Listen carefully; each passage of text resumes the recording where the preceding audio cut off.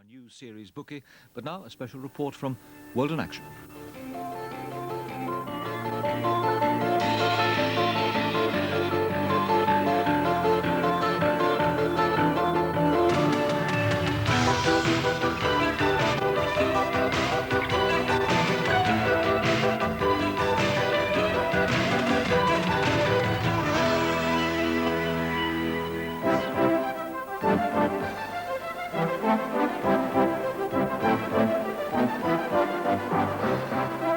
This is the publicity film the BBC broadcast last month. It showed much that viewers love about the corporation, but ignored widespread fears that the BBC is losing its independence and becoming a state broadcasting corporation. The government has conducted a campaign against the BBC, what with Peacock, with Real Lives, with Norman Tebbit and so on, which has tried to bring the BBC to heel. If that would happen, then the BBC has been captured. And the BBC should not be captured by anybody, by any organisation, other than Parliament and the people of this country. That is my nightmare. Tonight, World in Action examines the political campaign against the BBC and evidence that it's now less willing to make programmes which might offend the government.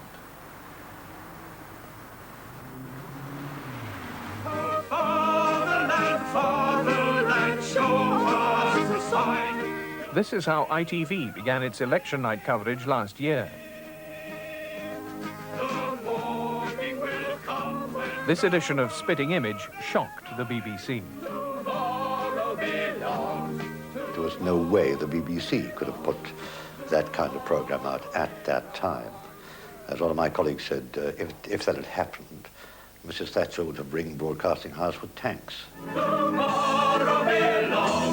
Tomorrow belongs to me. It would have been perceived as if here was the BBC, this nest of left-wing Marxist vipers, trying yet again to overthrow the established order. Until he resigned last year, Alan Prothero was responsible for the BBC's news and current affairs programmes. His views show how careful the BBC has become not to offend the government. But it was not always so.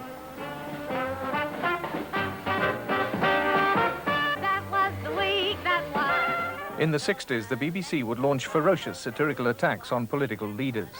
For instance, David Frost dressed as Disraeli to attack Alec Douglas Hume the night he became Conservative Prime Minister. You lack many of the basic qualifications for political leadership at this time. You know little of economics, little of all the manifold and complex needs of a country that has become tired in the technological age, and nothing of the lives of ordinary people who must now, without consent, submit as your subjects. You have foreseen nothing.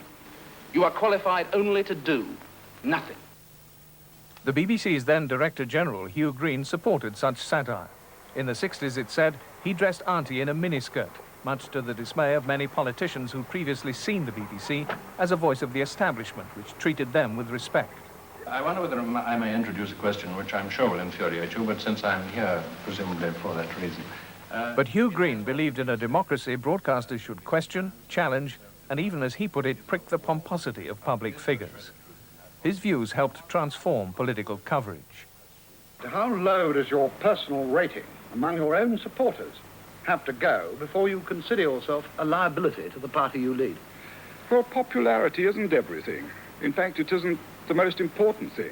Politicians of all parties hated the BBC's new irreverent approach, none more so than the new Labour Prime Minister, Harold Wilson. He came to believe the BBC was deeply biased against him. Madam Chairman and fellow delegates, thank you for what the BBC, if they're true to their usual form, will tonight describe as a hostile reception. The fact that here was a publicly funded organisation daring to rock the boat was something that upset a great many politicians, and it has continued so to do. Now, that is the kind of tension, that positive tension, which has to exist between the broadcaster and the politician. You don't have that conflict in the Soviet Union.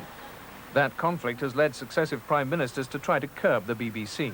The weapon Harold Wilson used was his power as Prime Minister to appoint the chairman of the BBC governors. The governors, all part-timers, are responsible for the way the BBC's run. Although Lord Hill was a Conservative opponent, as a former politician, Wilson thought he'd keep the broadcasters in order. But to his great disappointment, Hill identified with the BBC and it continued to make programmes which offended politicians. But then the politicians found another weapon, the licence fee. In the 70s, the spread of television ownership, which had continually raised the BBC's income, came to an end. Although both Conservative and Labour governments kept the BBC short of money, under James Callaghan, the pressure mounted as never before.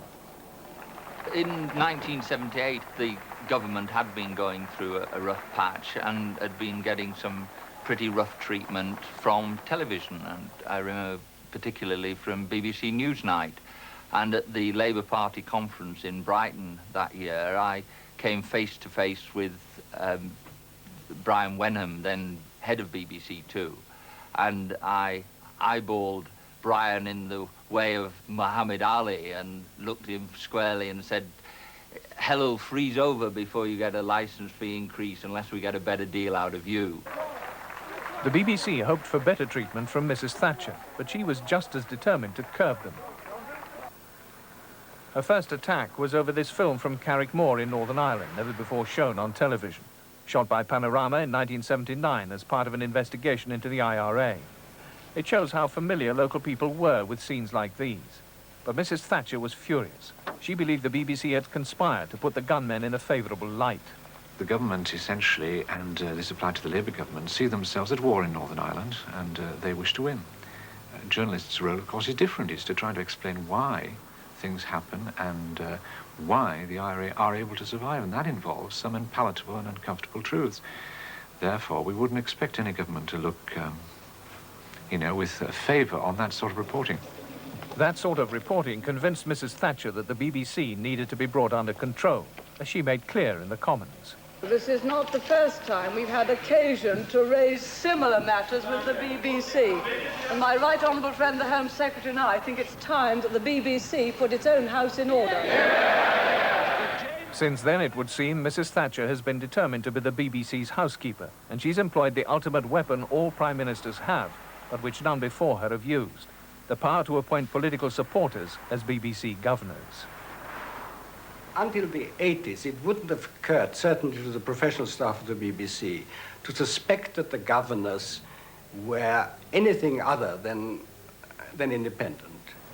After the 80s, one began to suspect that the governors were more likely to be appointed for conservative sympathies than for other reasons, in that the government would be very careful in seeing to it that the balance of opinion on the Board of Governors was more favourable to their own outlook on culture than would have been the case previously.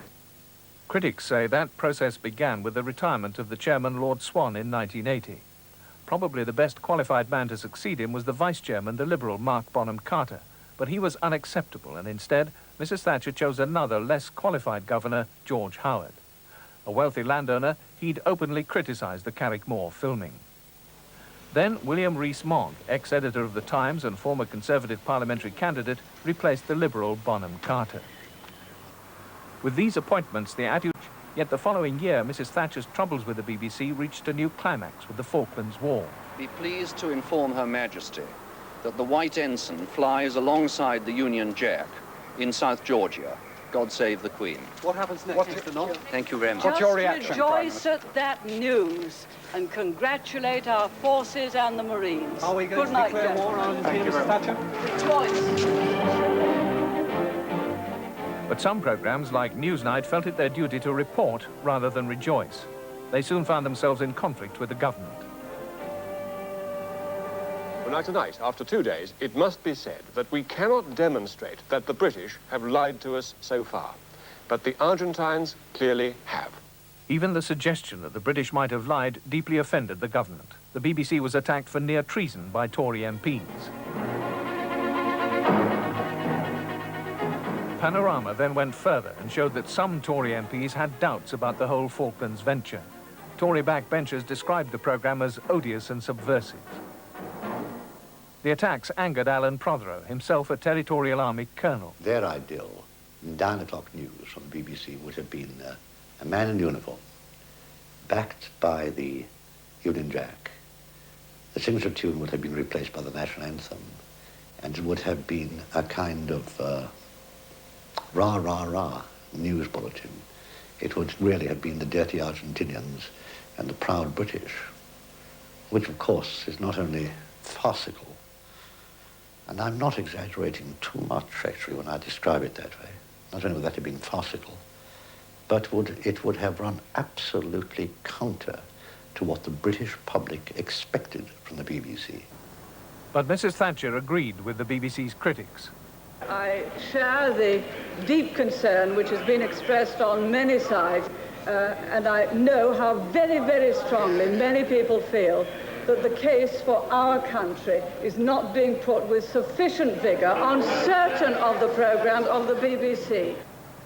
What we were accused of was reprehensible, extremely hurtful, obviously, but above all, it did begin to savour very much of some quite concerted attack to discredit and to damage the BBC. Critics say the Falklands War reinforced Mrs. Thatcher's determination to curb the BBC and to appoint governors she thought would do it. In 1982, she appointed Daphne Park, the right-wing head of her old Oxford College. She replaced Baroness Sirota, a Labour peer. Next came Sir John Boyd as the trade union representative. Boyd, perhaps the most right-wing of general secretaries, replaced middle-of-the-road Alf Allen. Then Malcolm McAlpine was appointed. His family's building company has given the Conservative Party more than £300,000. Later, Mrs. Thatcher rejected Moira Shearer, a Liberal, as a representative of the arts and chose instead the Queen's cousin and traditionalist, Lord Harwood. In 1983, Mrs. Thatcher appointed a new chairman, Stuart Young, brother of David Young, then shortly to become one of her cabinet ministers. The BBC, fearing other candidates, supported Young's appointment, but still it worried them. When the chairman of the BBC, Stuart Young, was a known Conservative, and the vice chairman, Sir William Rees-Mogg, was also Conservative. Now that, I cannot remember in my 34 years, was ever the state of affairs. That did seem to me to provide evidence that the government were politicising or trying to politicise the BBC. There was a new style of relationship between the two boards, between the governors and the management. There was a heightened tension. It became more difficult to get one's point across. There was less discussion and more argument. It was this building up of tension. The behind-the-scenes conflict became public with this Real Lives programme in 1985. It featured two extremists, both elected members of the Northern Ireland Assembly, one a Protestant, the other from Sinn Féin, the political wing of the IRA. The Prime Minister had not seen the programme, but condemned it. She believed such programmes provide terrorists with the oxygen of publicity. The Home Secretary asked the BBC to ban it.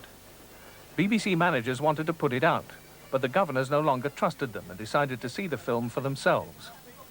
They hoped to demonstrate their independence by disagreeing with Mrs. Thatcher, but when they saw the programme, they felt the same way as she did and banned it.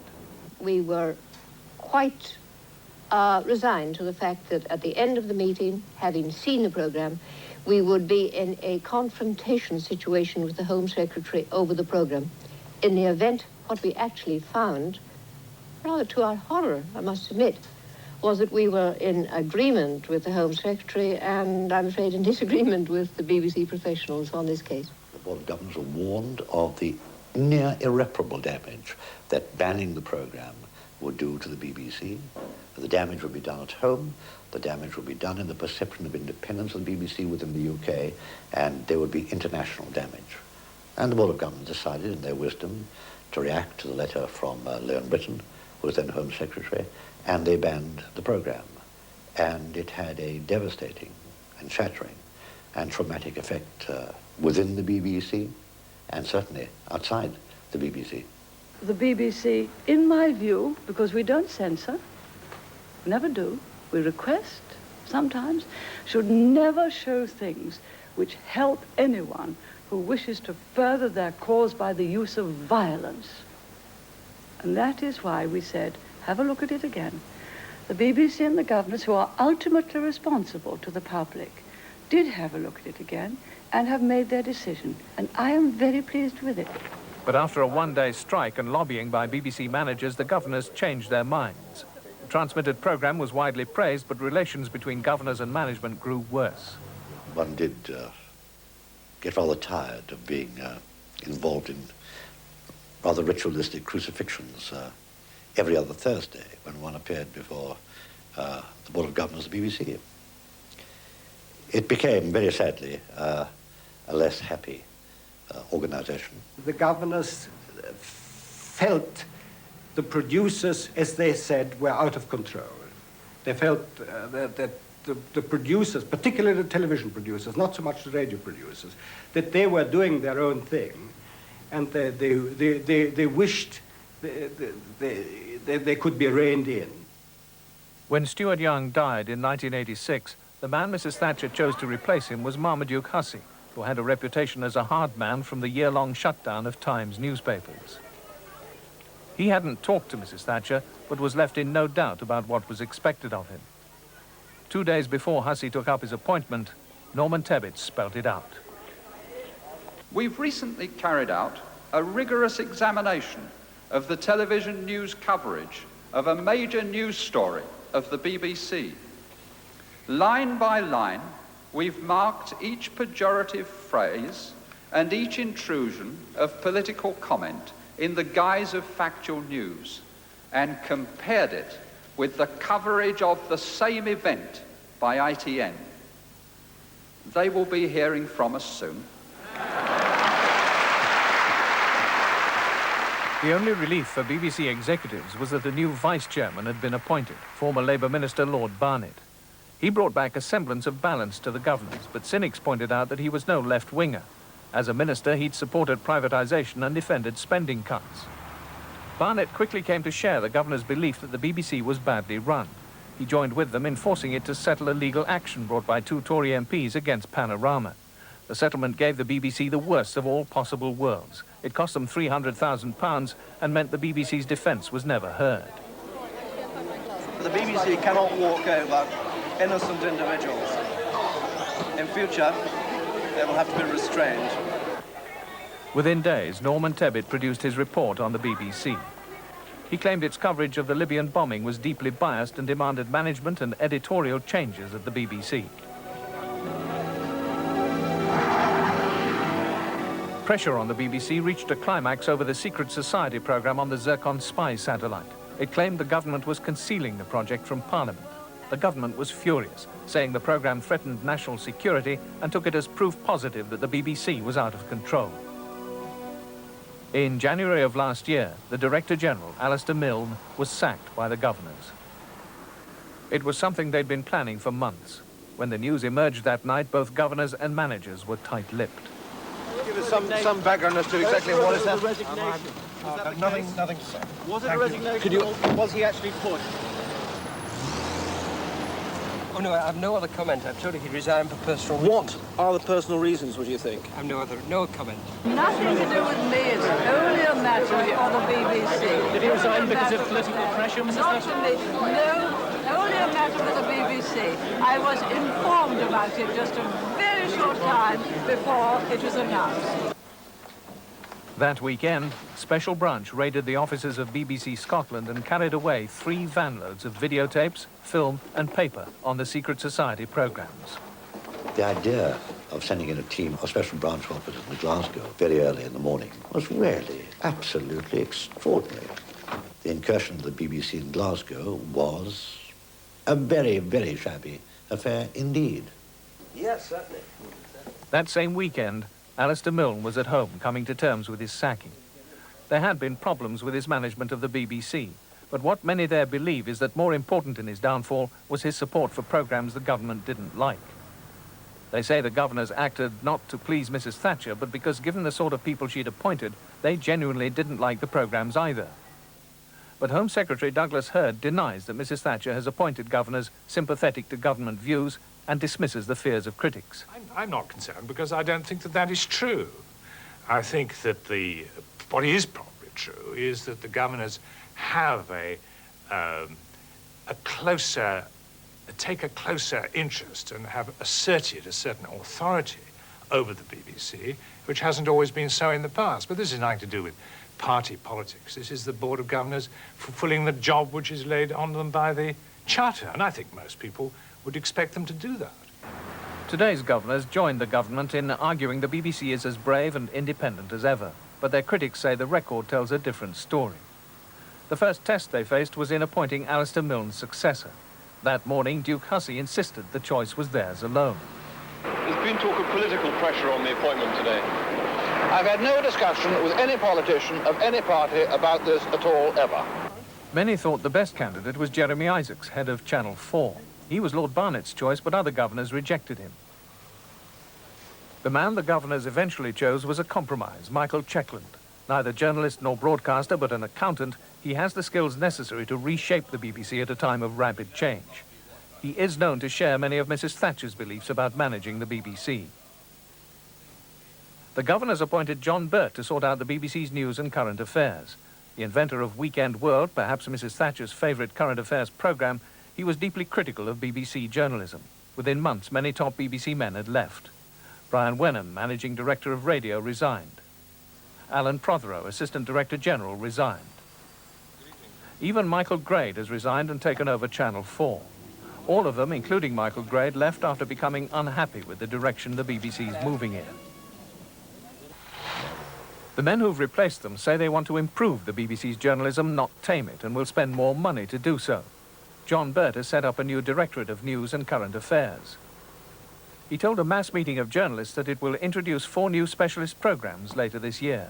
The new Directorate offers everybody a chance of a fresh start, and we don't have that many times in our lives. It offers a chance for all of us to provide an input into what the best mix of journalism on the BBC should be. Secondly, it offers us an opportunity to get our working practices right. No final judgment would be possible on those new working practices until the proposed programmes are screened. But already many BBC journalists are deeply pessimistic. They say they're coming under increasing control and even on occasions told what to report. One example is a panorama film about the kidnapping of Terry Waite. After it had been completed and approved by Directorate executives, it was sent to John Birt. He sent it back with detailed written instructions as to how he wanted it entirely re-edited. The cost of doing this was £10,000. The editor of Panorama has argued that as the changes were imposed after final approval had been given, the cost should not come out of his budget. Incidents like this have angered journalists throughout the BBC, and many have left. One of them is former radio reporter Robert Fox, the first journalist ashore in the Falklands. He won the MBE there. Last year he left the BBC because of restrictions on what he could report. Today he writes for the Daily Telegraph. Any news organisation, any journal operation has to depend on the frontline reporters or correspondents or analysts. If you have somebody sitting behind a desk at the top of the concrete battleship broadcasting house saying, really, I am terribly cleverer than you are, and you really are rather superficial and silly boys because you have to rush around rather a lot, and all this rush makes the blood rush to your head, then it is going to be a very poor show. The poor show is already on the road. It is centrally controlled. It is controlled by one group of very high-level managers who should be looking at broad strategy. Instead of that, they seem to be looking at detail. And the word that one hears over and over again is Stalinism. Above all, what worries BBC journalists are the decisions being imposed by the new men about what appears, or perhaps more importantly will not appear, on the screen, like this 6th programme in the Secret Society series. What happened next? A campaign against CND led to a remarkable catalogue of Whitehall improprieties. The programme reveals details of groups that worked alongside Mrs. Thatcher's government to discredit Labour's defence policy. It's unlikely ever to be shown. Another decision made by the new regime was to halt a programme being made by Panorama on the Peter Wright case. At the time, John Birt said it was because the programme had not been worked out in sufficient detail. 8 months later, the programme is still halted.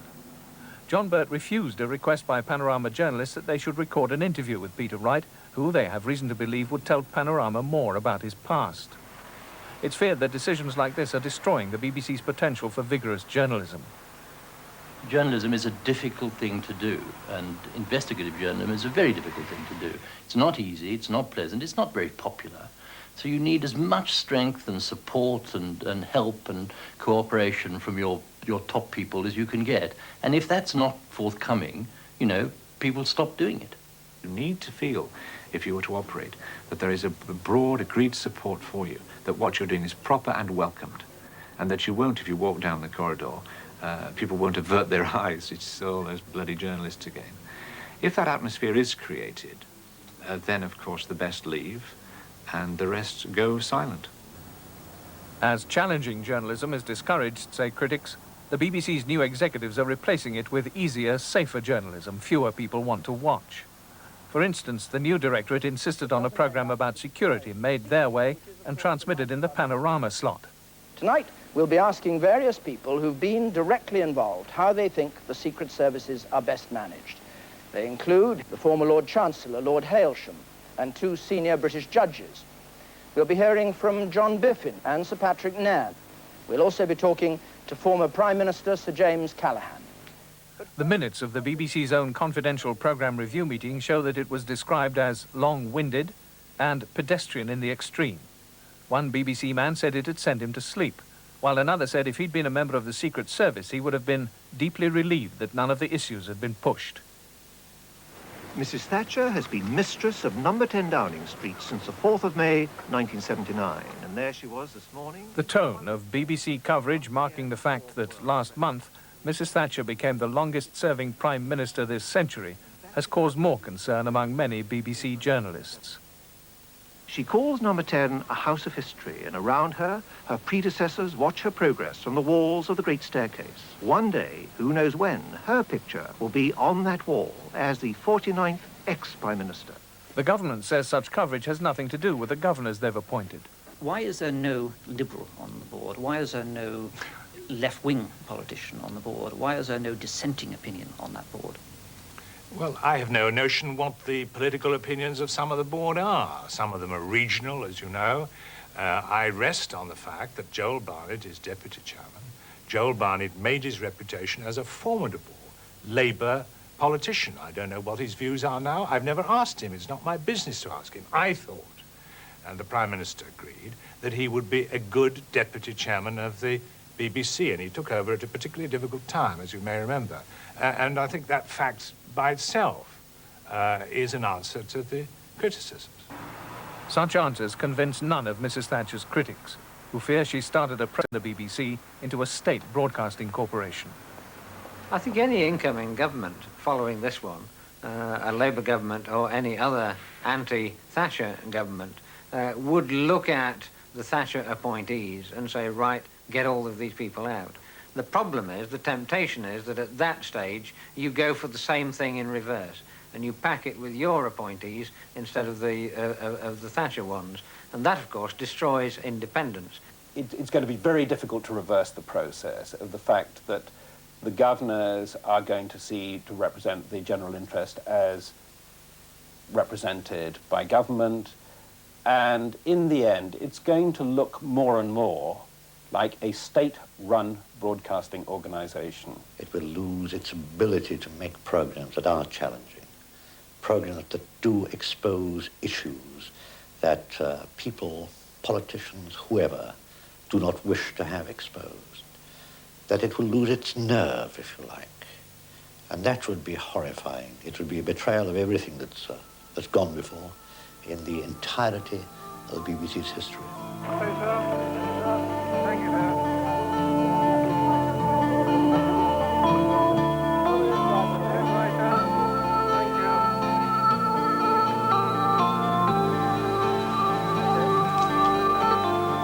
We're taking the message direct to the BBC with our media monitoring operation.